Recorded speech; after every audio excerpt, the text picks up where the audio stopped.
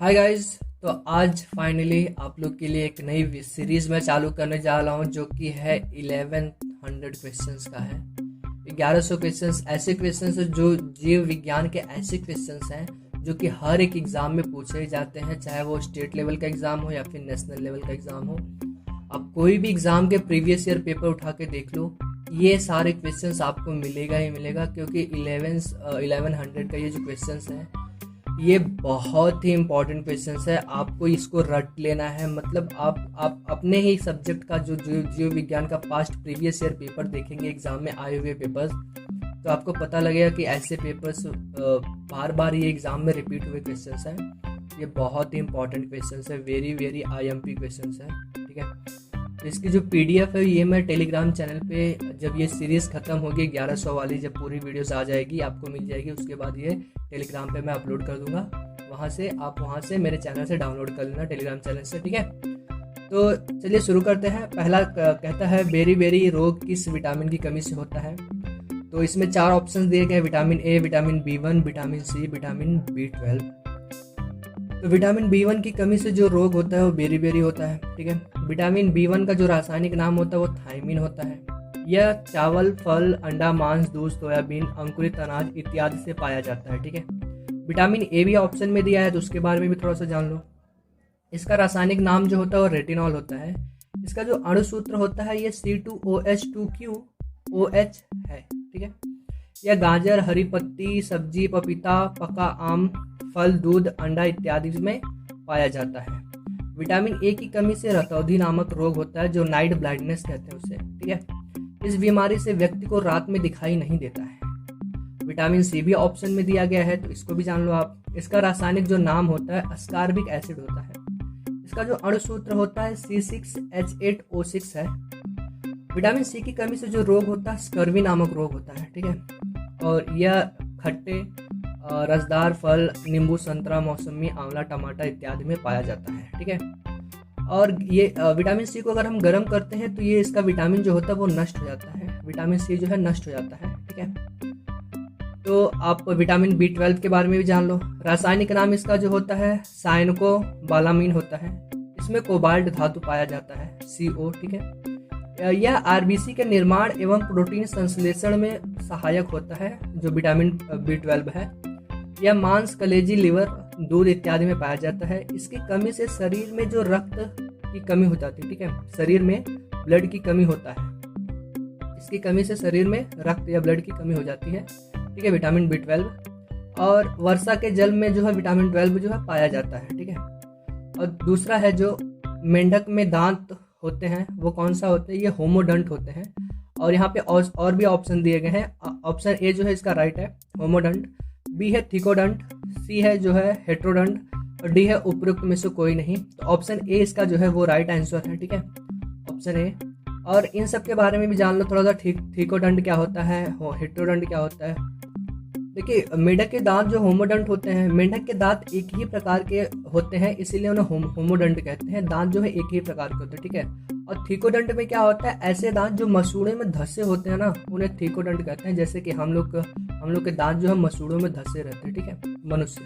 और हेट्रोडंट किसे कहते हैं, हेट्रोडंट ऐसे दांत को कहते हैं जो भिन्न भिन्न प्रकार के होते हैं, ठीक है, उन्हें हेट्रोडंट कहते हैं। मनुष्य के दांत हेट्रोडंट प्रकार के होते हैं। वे 4 प्रकार के होते हैं, इंसिजन, कैनाइन, प्रीमोलर, मोलर, 4 होते हैं। इन सबको ICPM और M से डिनोट करते हैं, उनसे ऐसे लिखते हैं, ठीक है, जैसे इंसिजर, कैनाइन, प्रीमोलर, मोलर, ठीक है। अब तीसरे पे आते हैं। तीसरा स्टार्च से संबंधित है, ठीक है। तो ये स्टार्च से संबंधित ग्लूकोज है। अब थोड़ा जान लेते हैं इसके बारे में भी। स्टार्च से संबंधित ग्लूकोज है, इसका जो रासायनिक सूत्र हम बचपन से पढ़ते हुए आ रहे हैं, C6H12O6 होता है, ठीक है। अब फ्रक्टोज का भी ऑप्शन में दिया गया, फ्रक्टोज के बारे में थोड़ा जान लो। फ्रक्टोज जो है प्राकृतिक रूप से अधिक मीठा होता है, यह शहद में पाया जाता है, ठीक है। कृत्रिम रूप से सबसे अधिक मीठा जो होता है वो सैक्रिन होता है, लेकिन इसमें ऊर्जा प्राप्ति नहीं होती। इससे आपको जो है ऊर्जा की प्राप्ति नहीं होती, ये बस खाने में मीठा लगता है, जीभ पे ही मीठा लगता है, उसके बाद इसका कोई काम नहीं रहता है। यह बर्फ उद्योग में काम आता है, इत्यादि में काम आता है, ठीक है। जैसे आप कभी गन्ने के जूस पे जाएंगे तो उसमें वो सैक्रिन मिला देते हैं, बस मुंह में ही मीठा लगता है, बाकी वो मिठास से उसकी रहती ही नहीं है। ज़्यादातर जो पका ज़्यादा बोलते हैं ना, जब नया नया गन्ना रहता है उसमें ज़्यादा मीठा नहीं रहता है, इसके वजह से उसमें सक्रीन डाल देते हैं, रहता तो गन्ना ही है। ठीक है, अब सुक्रोज के बारे में थोड़ा सा जान लो। सुक्रोज जो होता है ये मोनोसैकेराइड के 2 अणु होते हैं। ठीक है, डायासैकेराइड का निर्माण करते हैं सुक्रोज। ठीक है, ग्लूकोज और ग्लूकोज मिलके माल्टोज बनाते हैं, यहाँ पे आप देख लो। ठीक है, ग्लूकोज और फ्रक्टोज मिलके आपका सुक्रोज बनाते हैं, इसी की बात कर रहे हैं। ठीक है, और ग्लूकोज और गैलेक्टोज मिलके लैक्टोज का निर्माण करते हैं। अब गैलेक्टोज के बारे में थोड़ा सा जान लो। यह एक कार्बोहाइड्रेट का सबसे सरल अवस्था होता है।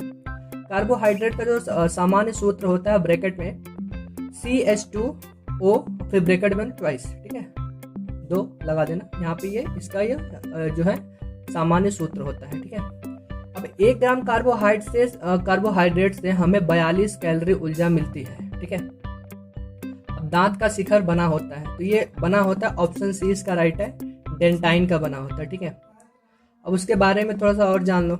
दांत का शिखर जो डेंटाइन का बना होता है, दांत के बाहरी परत को इनेमल कहते हैं। काफी लोग इसके इनेबल बोले होंगे। ठीक है, तो यह हमारे शरीर का सबसे मजबूत और कड़ा भाग होता है। जो इनेमल होता है, जो दांत का बाहरी पार्ट होता है, जिसे लेयर, वो इनेमल का बना होता है। ये बहुत ही कड़ा और मजबूत भाग होता है। ठीक है, और जो दांत के अंदर वाला भाग होता है उसे डेंटाइन कहते हैं। और जो कार्टिलेज दिया गया आपको, उपास्थि दिया गया है, उसमें होता यह है कि यह मुलायम और लचीला होता है और नाक और कान के निर्माण में सहायक करता है। देखिए, कान आप टच करके देखेंगे तो इसमें थोड़ा सा लचीलापन आएगा, वो कार्टिलेज का बना होता है। नाक के ऊपरी परत जब ऐसे निप पे जो नाक का जो ऐसे है, वहाँ पे ऐसे टच करके देखेंगे, उसको हिला के देखेंगे, वो कार्टिलेज का बना होता है। ठीक है, इसीलिए वो कड़क होता है थोड़ा सा। अब काइटिन की बात करते हैं। काइटिन जो होता है ये कीड़ों की बाहरी आवरण का निर्माण करता है। जो सेल वॉल होती है कीड़ों की, जैसे मच्छर को आप मारते हैं, तो मारने के बाद उसको टच करें तो वो कड़ा कड़ा लगता है। ठीक है, तो वो काइटिन का बना होता है। ठीक है, और ये कड़ा लगता है। ठीक है, अब आते हैं 5वें पे, क्वेश्चन नंबर। ये स्कर्वी जो रोग होता है, वे किस विटामिन की कमी से होता है? तो मैंने आपको पहले ही बताया था, ये विटामिन सी की कमी से होता है। ऑप्शन ए इसका राइट है। बाकी भी ऑप्शन दिए गए हैं, विटामिन के, विटामिन ई, विटामिन डी, इनके बारे में भी थोड़ा सा जान लो आप। तो स्कर्वी का, जैसे कि हम पहले भी पढ़ चुके हैं, स्कर्वी रोग विटामिन सी की कमी से होता है। इसका रासायनिक नाम एवं सूत्र स्कार्बिक एसिड, और जो इसका सूत्र है वो C6H8O6 है। विटामिन सी के प्रमुख स्रोत जो खट्टे रसदार फल, नींबू, संतरा, मौसमी, आंवला, टमाटर, जितने खट्टे पदार्थ होते हैं उनसे ये मिलता है, जितने खट्टे फल होते हैं। ठीक है, विटामिन के जो होता है, वो विटामिन के भी दिया है। विटामिन के जो होता है, इसका रासायनिक नाम जो होता है फिलोक्विनोन होता है। ठीक है, यह हरी पत्तीदार सब्जी, टमाटर, पनीर इत्यादि में पाया जाता है। इसकी कमी से रक्त का थक्का, जो ब्लड क्लॉटिंग, नहीं जमता है। अगर इसकी कमी होती है, अगर हमारे हाथ में कहीं पे कट लग जाता है, पैर, हाथ में, बॉडी में कहीं पे भी कट लग जाता है, तो जो रक्त का थक्का होता है, जो अगर देखते हैं जब कट लग जाता है तो उस पर रक्त का जमा हो जाता है, तो उससे ब्लड जो है बाहर, जो रक्त होता है वो बाहर नहीं निकल पाता है। ठीक है, तो अगर उसकी कमी होती है तो वो रक्त का थक्का नहीं जमता है और ब्लड जो है बहते रहता है। ठीक है, अब विटामिन ई की बात कर लेते हैं। विटामिन ई का रासायनिक नाम टोकोफेरॉल होता है। यह भी वही सेम चीज, यह पत्तीदार सब्जी, अंकुरित अनाज इत्यादि फल से पाया जाता है। ठीक है, इसकी कमी से पुरुष और महिलाओं में जनन शक्ति की कमी हो जाती है। ठीक है, विटामिन डी के बारे में बात कर लेते हैं थोड़ा सा। विटामिन डी का जो नाम है, रासायनिक नाम, वो कैल्सीफेरॉल है। यह अंडा, मक्खन, मछली, तेल, सूर्य के धूप से पाया जाता है। अभी देखते हैं, जब सुबह सुबह की जो धूप होती है वहाँ पे सब टहलने के लिए निकलते हैं, थोड़ी सी उनको धूप मिलती है, उनकी हड्डियाँ जो है मजबूत होती है। ठीक है, विटामिन डी की जो कमी होती है उसे पूरा करता है वो। ठीक है, और इसकी कमी से क्या होता है, बच्चों में रिकेट्स होता है और वयस्कों में ऑस्टियोमोमलेसिया होता है। ठीक है, ऑस्टियोमोमलेसिया होता है वयस्कों में। अब आते हैं क्वेश्चन नंबर 6 पे। छठा पेप्सिन होता है। पेप्सिन एक एंजाइम होता है। ऑप्शन बी इसका जो है राइट है। ठीक है, तो पेप्सिन एक एंजाइम होता है। और प्रोपेप्सिन स्टमक में पेप्टिक सेल से स्रावित होता है। जो प्रोपेप्सिन है वो पेप्टिक सेल होती है, वहां से ये जो है स्रावित होता है। ठीक है, जो पेप्सिन में बदलता है।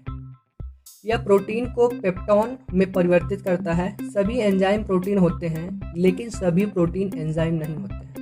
ठीक है, ये जो लाइन है ये बहुत बार पूछी जाती है। बहुत बहुत सारे एग्जाम्स में कि सभी एंजाइम प्रोटीन होते हैं लेकिन सभी प्रोटीन एंजाइम नहीं होते हैं, ठीक है। अब हार्मोन की बात कर लेते हैं। हार्मोन भी जो है आपके ऑप्शन में दिया है बट उसके बारे में थोड़ा सा जान लेते हैं। हार्मोन हमारे शरीर के विभिन्न भागों से स्रावित किया जाता है। बहुत सारी ग्लैंड्स होती है जहाँ पे हार्मोन निकलता है और एवं बॉडी के अंगों के विकास में सहायक करता है। विटामिन के बारे में जैसा आप लोग जानते हैं, विटामिन हमारे शरीर की बीमारियों से रक्षा करती है। अब क्वेश्चन नंबर 7 पे आते हैं। ग्लूकोज का ग्लाइकोजन में परिवर्तित यकृत में होता है किंतु इसका संग्रह कहाँ होता है? तो इसका संग्रह जो होता है यकृत तथा पेशियों, लिवर एवं मसल्स, मतलब लिवर एंड मसल्स में होता है। ऑप्शन इसका जो है सी जो है वो राइट है, ठीक है। अब इसके बारे में थोड़ा सा जान लेते हैं। बहुत सारे ऑप्शन दिए गए हैं तो ऑप्शन सी इसका जो है राइट है। ग्लूकोज का ग्लाइकोजन में परिवर्तित होकर यकृत एवं पेशियों में संग्रहित करता है, ठीक है।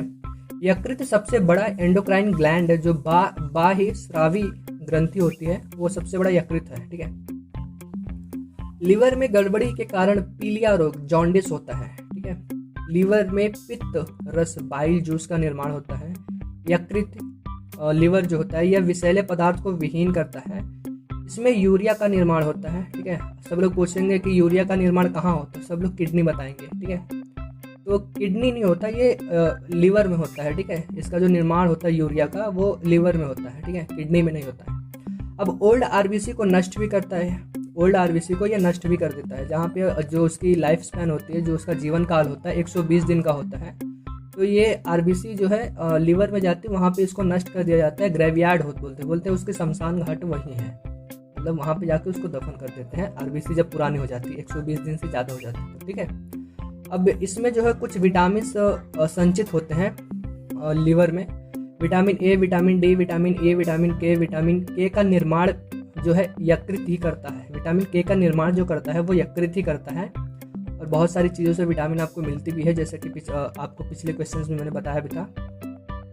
तिल्ली जो स्प्लीन होता है, जो शरीर का ब्लड बैंक होता है, यहीं पे जो आरबीसी का है, आरबीसी यहाँ पे ही जाके नष्ट होती है। आरबीसी का कब्रगाह, ठीक है, अब उसे शमशान बोलो, जो भी आपको बोलना बोल लो, ठीक है, उसे कहा जाता है, ठीक है, स्प्लीन को, तिल्ली को। अब क्वेश्चन नंबर 8 पे आते हैं। 8 कहता है वह कौन सा तत्व है जो दंत इनेमल को कठोर बनाता है? तो काफ़ी लोग बोलेंगे क्लोरीन है, एक्चुअली ये फ्लोरीन है, ठीक है।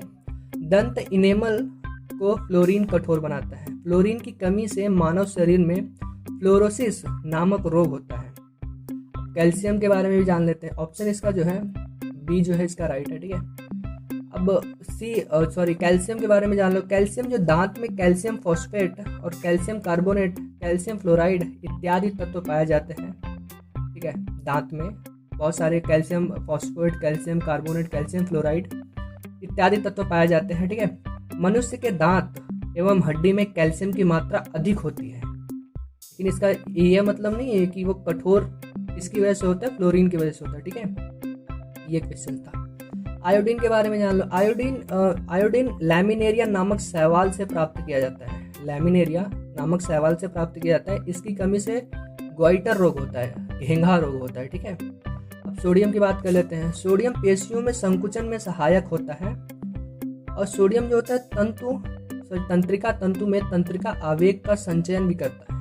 और सोडियम जो है रक्तदाब को भी नियंत्रित करता है।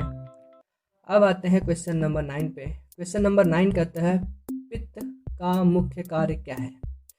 ऑप्शन इसका डी राइट है। पित्त का जो कार्य होता है वो पाचन तथा शोषण हेतु वसा का इमल्सन करता है, ठीक है। तो पित्त पाचन तथा शोषण हेतु वसा का इमल्सन करता है। पित्त भोजन को क्षारीय बनाता है, ठीक है। जो लीवर से पित्त निकलता है, जो जूस बाइल जूस होता है, वो भोजन को क्षारीय बनाता है, ठीक है। और जो स्टमक से जो होता है अम्लीय जो निकलता है, और जो पित्त से जो लीवर से है वो पित्त रस निकलता है। तो दोनों मिलके जब आपस में रिएक्शन करते हैं तो उसके बाद जो है न्यूट्रल हो जाता है, ठीक है, सामान्य हो जाते हैं। तो पित्त रस में जल, लवण, सोडियम ग्लाइकोलेट, सोडियम एक्कोलेट, सोडियम कार्बोनेट इत्यादि पाया जाता है, ठीक है। क्वेश्चन नंबर 10 पे आते हैं, 10वें पे। जनन क्षमता में कमी होती है। तो जैसा कि आप लोग को पहले भी ये क्वेश्चन मिला था, जो विटामिन ई की कमी से जो होती है जनन क्षमता जो है कम होती है। पुरुष एवं महिलाओं में जनन क्षमता की कमी विटामिन ई की कमी के कारण होती है। पानी में घुलनशील विटामिन बी एंड सी, ठीक है, जो पानी में घुलनशील जो विटामिन होते हैं वो बी और सी होती हैं। जो वसा में घुलनशील जो विटामिन होती हैं उन्हें vitamin A, vitamin D, vitamin E, vitamin के होती हैं। ये वसा में जो है घुलनशील होते हैं, ठीक है। अब 11th जो है विटामिन की खोज किसने की थी? तो विटामिन की खोज जो है ये फुंक ने की थी, ठीक है। ऑप्शन जो है इसका बी राइट है, ए नहीं है, ये गलत दिया है, ये इसका बी राइट है, ठीक है। ये फुंक ने दिया था, फंक ने दिया था, जो भी आप प्रोनाउंस कर लो। अब आते क्वेश्चन नंबर 12 पे। 12 का था डीएनए में होते हैं, तो डीएनए में क्या होते हैं? डीएनए में ऑप्शन डी है न्यूक्लियोटाइड्स होते हैं, ठीक है। अब डीएनए जो होता है वो न्यूक्लियोटाइड के बने होते हैं। डीएनए में 2 पॉलीन्यूक्लियोटाइड के बने होते हैं। प्रत्येक पॉलीन्यूक्लियोटाइड में कई न्यूक्लियोटाइड होते हैं। न्यूक्लियोटाइड नाइट्रोजन बेस का बना होता है, जिसमें प्यूरिन एंड पिरामिडिन्स होते हैं। प्यूरिन्स में 2 आते हैं, ठीक है। प्यूरिन्स में एडेनिन एंड गुआनिन आते हैं, और पिरामिडिन्स में 3 आते हैं, साइटोसिन, थायमिन और एक यूरेसिल होता है, ठीक है। यूरेसिल होता है, इसको आप ध्यान में रखिएगा, ठीक है। ये 3 होता है, यहाँ पे गलत दिया है, ठीक है। अमीनो एसिड 20 प्रकार के होते हैं। 20 प्रकार के अमीनो एसिड मिलकर एक प्रोटीन का निर्माण करते हैं। जो 20 प्रकार के जो अमीनो एसिड होते हैं वो मिलकर एक प्रोटीन का निर्माण करते हैं। प्रोटीन को बॉडी बिल्डिंग मटेरियल कहते हैं। प्रोटीन एंजाइम एवं हार्मोन के निर्माण में सहायक होते हैं। पेंटोज एवं पेप्टाइड्स अग्नाशय के अग्नाशयी रस से निकलता है, और ट्रिप्सिन प्रोटीन को पेप्टोन्स एवं पेप्टाइड्स में बदलता है, ठीक है। अब आते हैं क्वेश्चन नंबर 13 पे। 13 है कौन सा कार्बोहाइड्रेट मोनोसैकेराइड है? जैसा कि आप पहले भी देख चुके हो, जो कार्बोहाइड्रेट मोनोसैकेराइड ग्लूकोज एवं फ्रुक्टोज है। ग्लूकोज भी मोनोसैकेराइड है। कार्बोहाइड्रेट डायसैकेराइड के अंतर्गत माल्टोज, सुक्रोज एवं लैक्टोज होता है। पॉलीसैकेराइड, ठीक है, के अंतर्गत स्टार्च, ग्लाइकोज एवं सेलुलोज, काइटिन होता है, ठीक है। पॉलीसैकेराइड के अंतर्गत स्टार्च, ग्लाइकोज, सेलुलोज, काइटिन होता है। क्वेश्चन नंबर 14 पे आते हैं। 14 कहता है कि यकृत, लिवर द्वारा बनाया गया बाइल जूस, जो पित्ताशय, गॉल ब्लैडर में किसके द्वारा पहुंचाया जाता है, ठीक है। तो यहाँ पे जो ऑप्शन दिया है, ऑप्शन ए है हिपैटोगॉल डक्ट है, ठीक है, हिपैटोगॉल डक्ट है। और जो बी ऑप्शन है हिपैटिक पैनक्रियाटिक डक्ट है। सी जो है सिस्टिक डक्ट है, और डी जो है हिपैटिक डक्ट है। तो इसका ऑप्शन जो है ऑप्शन सी इसका जो है राइट है। सिस्टिक डक्ट जो है ये राइट है। लीवर द्वारा बनाया गया पित्ताशय से सिस्टिक डक्ट द्वारा पहुंचाया जाता है, ठीक है। अब क्वेश्चन नंबर 15 पे आते हैं। 15 कहता है निम्नलिखित में से कौन सा डायासैकेराइड है? ऑप्शन इसका जो है डी राइट है। माल्टोज जो होता है वो डायासैकेराइड है, ठीक है। 16 पे आते हैं। 16 कहता है निम्नलिखित में से किसके संश्लेषण सिंथेसिस के लिए कोलेस्ट्रॉल आवश्यक होता है? ऑप्शन इसका जो है बी राइट है, ठीक है। एस्ट्राडियोल जो है एस्ट्राडियोल के संश्लेषण के लिए कोलेस्ट्रॉल आवश्यक होता है। इंसुलिन भी ऑप्शन में दिया गया, तो उसके बारे में भी जान लो। इंसुलिन का निष्कर्षण अग्नाशय से होता है। इसके कमी से चोनिया रोग, जो डायबिटीज होते हैं उन्हें चोनिया रोग कहते हैं, ठीक है, होता है। इंसुलिन ग्लूकोज लीवर में ग्लाइकोजन के रूप में संचित रहता है, ठीक है। अब आते 17 पे। 17 कहता है कि निम्नलिखित में से कौन सा दुग्ध प्रोटीन मिल्क प्रोटीन है? ऑप्शन इसका जो है सी जो है राइट है। कैसीन जो होता है यह दुग्ध प्रोटीन होता है, ठीक है। अब बहुत सारे क्वेश्चंस इन सब में पूछे जाते हैं। लैक्टोजन, ठीक है, मायोसिन, रेनिन, ठीक है। कैसीन तो आपको मैंने बता दिया, तो ऑप्शन जो है सी इसका राइट है। कैसीन को दुग्ध प्रोटीन कहा जाता है। दूध का रंग उजला केसीन प्रोटीन एवं पीला कैरोटीन, ठीक है, प्रोटीन के कारण होता है। लैक्टोजन में होता है यह छोटी आंत से स्रावित होता है। यह लैक्टोज को ग्लूकोज गैलेक्टोज में परिवर्तित करता है। रेनिन क्या काम करता है? रेनिन करता है कि दूध में पाए जाने वाले केसीन प्रोटीन को कैल्शियम पैराकैसिनेट में बदलता है, ठीक है।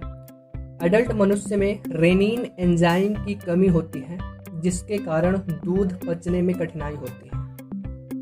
अब अगर किसी को दूध नहीं पचता है तो उसे उसके जो स्टमक में उसके जो आंत या स्टमक जहाँ पे भी रेनिन एंजाइम जो होता है उसकी कमी के कारण जो है दूध नहीं पच रहा है। ठीक है, अब आते क्वेश्चन नंबर 18 पे। 18 कहता है कि आहार नाल एलिमेंट्री कनाल के किस भाग में प्रोटीन का अमीनो अम्लों में निम्नीकरण डिग्रेडेशन होता है।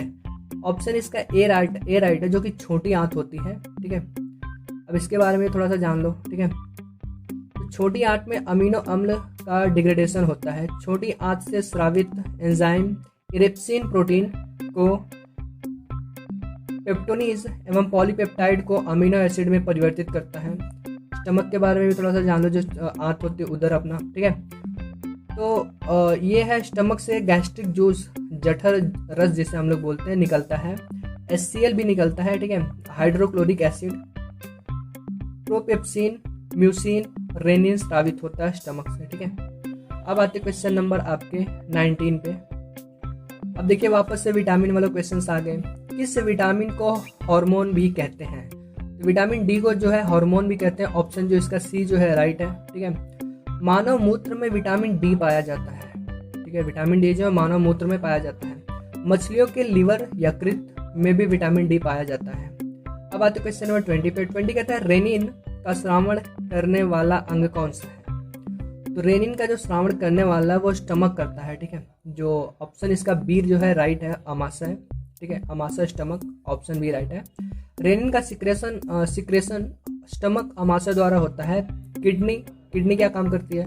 मनुष्य में किडनी की संख्या 2 होती है, इसमें यूरिया बनता है। ठीक है, और किडनी के इकाई को नेफ्रॉन कहते हैं। देखिए यहाँ पे ये कुछ डाउट सा है मुझे भी। किडनी में यूरिया बनता है। ठीक है, मान लिया, और लीवर में भी जो है हमारे यूरिया बनता ही है। ठीक है, अब दोनों में से किसी को भी ऑप्शन को टिक मार्क कर सकते हैं। वैसे मैं कंफर्म कर दूंगा आपको कम्युनिटी अपना ये जो कमेंट में पिन कर दूंगा कि कौन सा ऑप्शन है। ऑप्शन ये देख लो आप। ठीक है, वैसे तो ऑप्शन इसमें सब राइट है। इसमें डाउट ये है कि जो थियरी दी गई है उसमें डाउट है। ठीक है, अब आते क्वेश्चन नंबर 21 पे। 21 कहता है मनुष्य के शरीर में निम्न निष्क्रिय अंगों जो वेस्टिजियल ऑर्गन का समूह है वो कौन सा है। इसमें बहुत सारे दिए गए हैं, तो इसका ऑप्शन जो सी जो है वो राइट है। ठीक है, निमेशक पटल, कृमि रूप परिशेषिका, कर्ण पेशिका, कॉक्सी अस्थि। ठीक है, ऑप्शन जो सी जो है इसका वो राइट है। अब आते हैं यहाँ पे थोड़ी सी थियोरी जान लो आप। ठीक है, वेस्टिजियल ऑर्गन के बारे में। मनुष्य के शरीर में निष्क्रिय अंगों का समूह है निमेशक पहल, कृमि रूप परिशेषिका, कर्ण पेशिका, कॉक्सी अस्थि। वेस्टिजियल ऑर्गन जो अवशेषी अंग या निष्क्रिय अंग कहते हैं उसे।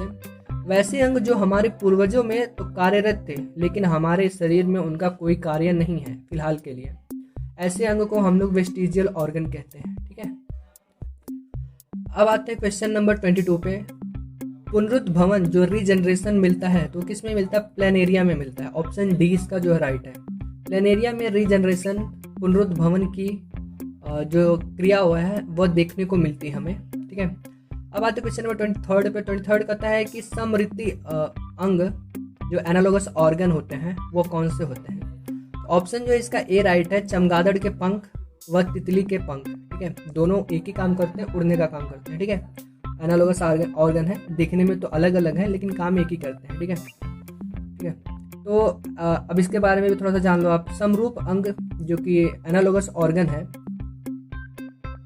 तो चमगादड़ के पंख एवं तितली के पंख है। ठीक है, तो समजात अंग जो होमोलोगस ऑर्गन होते हैं वो उन्हें क्या है वो। तो वैसे अंग जो विभिन्न कार्यों के लिए उपयोजित होने जाने के कारण काफी असमान दिखाई देते हैं परंतु मूल रचना एवं भ्रूणीय परिवर्धन के समान होते हैं, समजात अंग कहलाते हैं। जैसे सील के फ्लिपर, चमगादड़ के पंख। सील जो होता है वो पानी में तैरने का काम आता है, चमगादड़ उड़ने के काम आता है। ठीक है, घोड़े की अगली टांग, बिल्ली का पंजा। अब आते हैं मनुष्य के हाथ को मौलिक रचना एक जैसी होती है, इन सबका एक जैसा ही होता है लेकिन कार्य जो होता है वो अलग अलग होता है। ठीक है, अब आते हैं एनालोगस ऑर्गन पे कि एनालोगस ऑर्गन क्या है। तो समरूप अंग जो होता है वो एनालोगस ऑर्गन ऐसे अंग जो समान कार्य में उपयोजित होने के कारण समान दिखाई देते हैं। ठीक है, परंतु मूल रचना एवं भ्रूणीय परिवर्तन से भिन्न होते हैं, समरूप अंग कहलाते हैं। जैसे तितली, पक्षियों तथा चमगादड़ के पंख उड़ने का कार्य करते हैं और देखने में एक समान लगते हैं, ठीक है, परंतु इन सभी की उत्पत्ति अलग अलग ढंग से होती है, इसकी वजह से ये एनालॉगस ऑर्गन है, ठीक है। अब आते 24 पे। 24 कहता है कि कौन सी हार्मोनल बीमारी है। तो जो घेंघा है, ऑप्शन बी इसका जो ऑप्शन राइट है, वो घेंघा जो होता है वो जो हार्मोनल बीमारी है, तो उसके बारे में थोड़ा सा आप जान लो। हार्मोन की कमी से घेंघा रोग होता है। थायराइड ग्लैंड से स्रावित थायरॉक्सिन हार्मोन की कमी से घेंघा गोइटर, ठीक है, उसे गोइटर कहते हैं, रोग होता है। सर्दी जुखाम, इसके बारे में जान लो, यह एक वाइटल डिसीज है, ठीक है। ट्यूबरकुलोसिस जो क्षय रोग होता है, जो टीबी रोग बोलते हो आप, ठीक है, जिसको टीबी बोलते हैं, ठीक है, यह रोग माइकोबैक्टीरियम ट्यूबरकुलोसिस नामक बैक्टीरिया से होता है। इसमें BCG बैसिलस कैलामेट ग्यूरिन का टीका लिया जाता है, ठीक है। और लेप्रोसी जो कुष्ठ रोग होता है, ठीक है, कोढ़ जिसे हम लोग बोलते हैं, माइकोबैक्टीरियम जो लेप्रेसी नामक बैक्टीरिया से होता है। इसके रोकथाम के लिए MDT मल्टी ड्रग थेरेपी, ठीक है, दवाओं का प्रयोग किया जाता है इसके इलाज के लिए, ठीक है, लेप्रोसी के लिए। इन सब के बारे में थोड़ा थोड़ा आप जान जाएं तो अच्छी बात होती है, ठीक है। डार्विनिज्म क्या होता है। डार्विनिज्म ऑप्शन जो इसका सी राइट है, प्राकृतिक चयन होता है, ठीक है।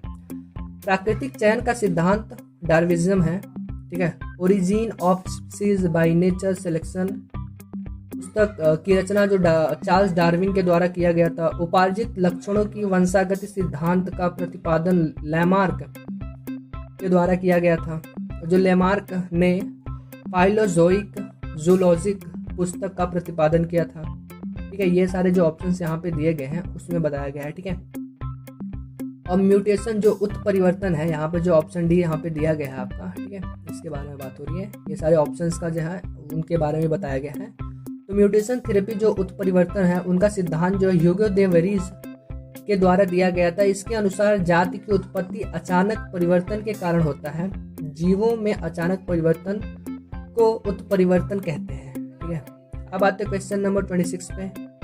26 कहता है कि जब दो जीव साथ रहें तथा एक को लाभ तथा दूसरे को लाभ ना हो तो उसे क्या कहलाता है।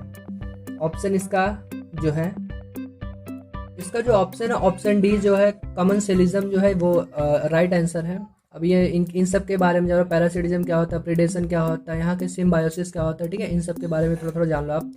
यहाँ पे देख लेते हैं। यहाँ पे जो है कि जब दो जीव साथ रहें तथा एक को लाभ तथा दूसरे को लाभ ना हो तो उसे कमेंसलिज्म सहभोजिता कहते हैं, ठीक है। जब दो जीवों के बीच ऐसा संबंध जिसमें एक जीव को लाभ तथा दूसरे को हानि पहुंचता है उन्हें परजीविता या पैरासिटिज्म कहते हैं। जैसे मच्छर हम लोग को काट रहा है तो हम लोग को हानि पहुंचा रहा है, ठीक है, ये पैरासिटिज्म का एग्जाम्पल है। अब एक जीव दूसरे जीव को पूरी तरह से भक्षण करता है तो इसे हम प्रीडेशन कहते हैं, परभक्षण, ठीक है। जिसे गिद्ध जो है पूरी जो किसी जानवर को खा डालता है तो वो पूरी तरह से उसे खा डालता है, ठीक है, उसका भक्षण कर डालता है, ठीक है। अब 27 कहता है कि भून अपरदन सॉइल इरोजन की रोकथाम संभव है। इसका ऑप्शन जो है ए राइट है, पुनः वन रोपण एफॉरेस्टेशन से, ठीक है, अगर उसको रोक दें तो जो है ये जो सॉइल इरोजन है वो कम हो जाएगा। पुनः वन रोपण एफॉरेस्टेशन से भूमि अपरदन सॉइल इरोजन की रोकथाम की जा सकती है, ठीक है, पेड़ों को वापस वगैरह से लगाना, ठीक है।